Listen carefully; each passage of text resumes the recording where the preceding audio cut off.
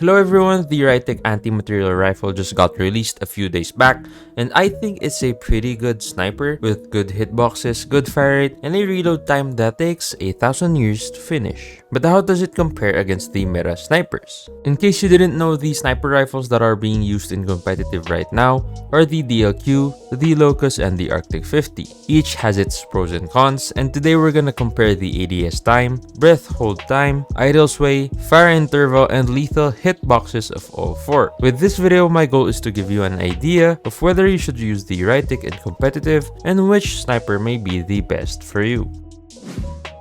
One of the most important factors in choosing a sniper is how long it takes to fully scope in. The newcomer, Rytec, comes in at 32 frames or 534 ms, DLQ at 30 frames or 500 ms, Locust at 27 frames or 450 ms, and the Arctic 50 also clocks in at 27 frames or 450 ms. The Rytec is definitely the slowest of the bunch, with the Locust and the Arctic 50 being the faster of the group. In competitive situations, hard scoping can be useful if you know the lanes, corners, and angles where enemies might pop up. Breath hold time and idle sway are factors you should consider in choosing a sniper.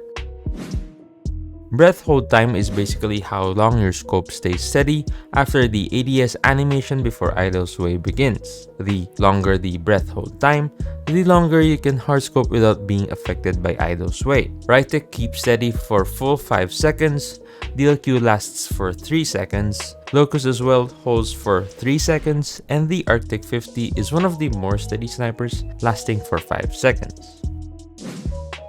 After the breath hold time is up, the idle sway begins. This is how much your scope is going to move while you're hard scoping at a radius. There is a common recurring pattern among the snipers, and it's going down to the right and pulls back going up to the left. Anyway, the Rytec sways at a 4-ring radius at a 40-meter target, DLQ at 6 rings, Locust at 6 rings, and Arctic at 4 rings. Controlling the sway of a sniper scope can be hard or hassle for some people, so you can just scope in and out for you to reset the breath hold time. The amount of time between shots is important for some players, and a higher fire rate can be beneficial for a beginner sniper because it's more forgiving to miss some shots than to miss when you're using the DLQ, for example.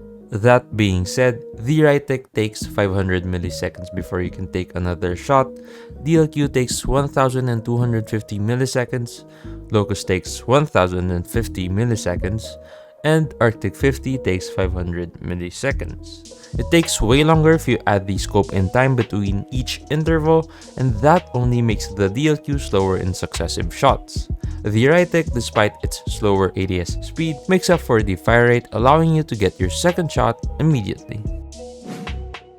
This is where things get nitty-gritty and the category where one might consider the Rytec as meta. Let me show you. Remember that anything that's shaded red means dead. Looking at the Rytec, it has a very generous hitbox, almost reaching the hips, even better than the DLQ. Looking at the DLQ, it's lethal just right above the waist, while both the Locust and the Arctic 50 are similar in terms of hitboxes, just below the chest. If you're gonna end up using the Locust or the Arctic 50, you will be granted speed, but you need to be super accurate with your shots. Rytec and DLQ, however, are more forgiving, but you have to choose what you're willing to sacrifice in order to have the larger hitboxes.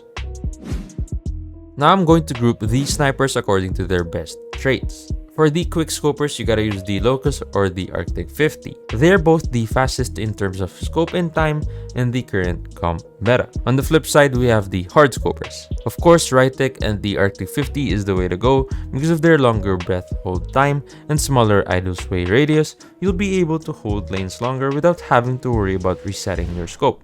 Lastly, the lethal snipers. Seeing the hitboxes earlier, you can never go wrong with using the Rytec and the DLQ if you want to avoid hit markers whenever you're using snipers. For today's question, I want to know, what's the best sniper in COD Mobile? Let me know down in the comments below. Enjoy this gameplay where I try slaying with the Rytec in respawns, of course. Okay, so we're gonna try to get some kills with the Rytec. Let me know if you like gameplay with commentary,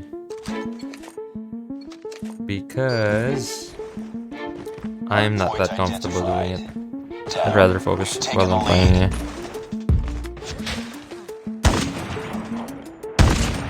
Yeah, like that. Hostiles have captured the hard point. Online. Okay. Hunter-killer drone deployed. So now someone spawned on top. He's dead. He's right there. I missed him. I missed him again. Hardpoint identified. Damn. See? I was supposed to scope in there. Hardpoint contested. Hardpoint contested. Hostiles have captured the hardpoint. Hardpoint. Yo, is that guy hacking? Let me see. Hostiles have the hardpoint. Enemy UAV spotted. Hardpoint locked down. Hardpoint contested. Nice two-piece. Hardpoint lost.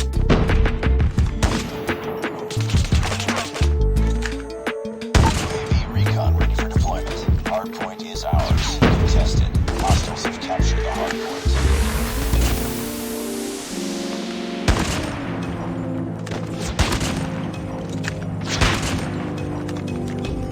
I'm pretty good with this. Cover me!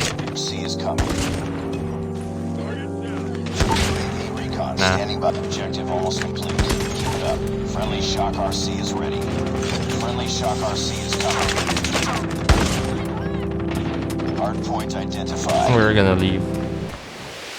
Hostiles have the hardpoint. Ah, we almost got him. Predator missile on standby. Nice streak we got going here.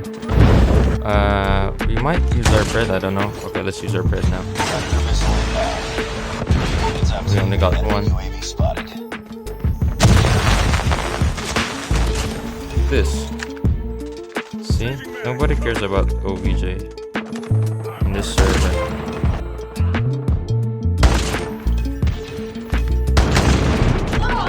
Hardpoint lost. Nice. Hardpoint is ours. GG's.